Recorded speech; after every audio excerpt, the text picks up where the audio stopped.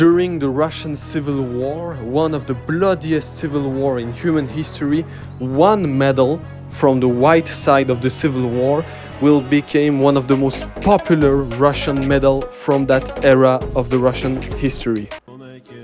So this medal was made and also to commemorate the first Kuban campaign or the Ice March, it depends on who you ask, which was a big military retreat from the Whites. This retreat lasted to February to May 1918, and it was not like a pure defeat, like in the sense of way that they got beaten back.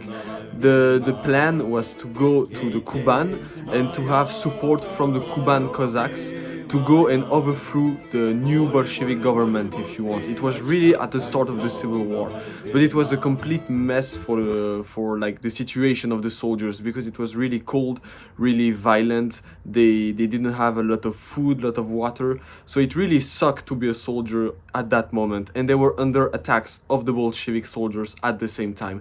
But they still ended up winning and reaching the Kuban, which was the main objective, to set up bases and have the support of the Cossacks there. So at the end, it was still kind of a win. But of course, the history is much more complicated with a lot more of event of what I just said. But it's just like today we are just talking about the medal, but not the whole campaign. But I can make a video about it one day. So, somewhere on the screen I will put what the medal looks like for my explanation. So basically there is two main things on this medal we can see. Is basically a circle of thorns and a sword passing through. The sword mean basically the fighting for the nation and for the ideas. It represents the fighting spirit. And the round of thorns, basically, I don't know if it say it like that, but sometimes my English is kind of shit. So basically all the thorns who are around the sword basically represent the immense suffering and hardship the white troops endure during this great march, basically.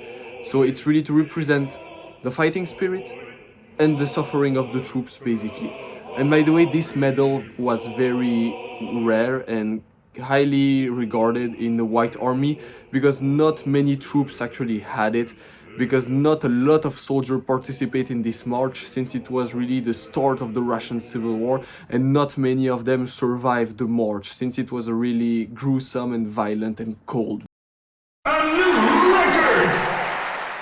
Also, that in 1939, the Association of the Fighters of the Russian Army let the first son of like the descendant of the fighters of this campaign, they can wear this medal, of course, if they are the first son born from a veteran of this campaign. When I say 1939, we can all agree that the White Army as an army didn't exist at that time, because basically they got beaten back years and years ago. Now it was the Soviet Union who was in charge. But so like the thing is, those descendants that I was talking about, those guys were like from the white emigre, which basically no basically anymore, I said too much basically.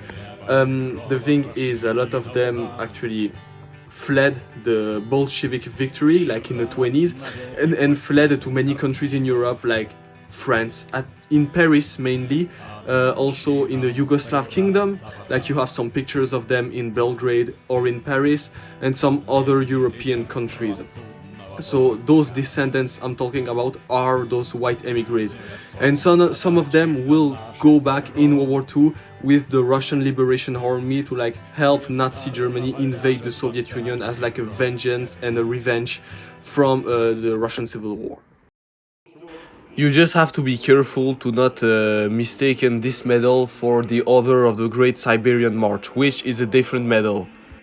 And this one was established in 1920 and given to the survivor of the Great Siberian Ice March, which was also a big retreat across almost all of Russia, as you can see on the map, by the White Armies. So, we have reached the end of the video. One thing I want to say, thank you to all of the new subscribers I got this last few days. It's really amazing to know that people are like interested into my channel, even though I can see that I'm still not quite comfortable in front of the camera, which I excuse myself for. I can see sometimes that in my voice and in my face I'm not comfortable in front of the camera, but I will be working on this to being more and more comfortable in front of you guys. But I know I taken a lot of time to make this one because of like personal stuff. But I have new ideas for more videos, so a lot more is to come, and see you next time, guys. Гвардейської школи труби